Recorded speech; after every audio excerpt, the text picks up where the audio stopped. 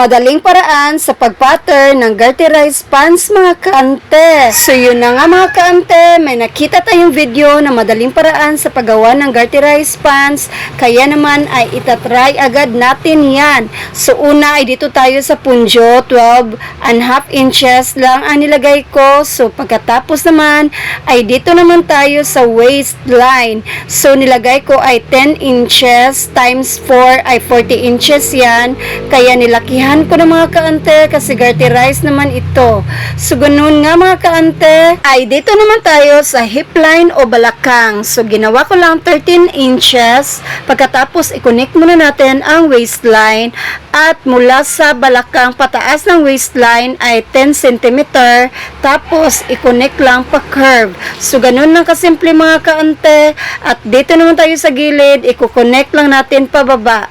Kung gusto niyo ng palazzo, ang cut ay straight line lang, pero sa akin ay kinerve ko lang ng konti, inislanting ko lang ng konti, at pagkatapos ay guguntingin na natin mga kaante. So ganun lang kasimple mga kaante ko no, ang pag-pattern. Nakita ko lang to at pinapakita ko rin sa inyo dahil effective siya mga kaante. May magandang pants na tayong masusuot. So ganun lang mga kaante, share ko lang.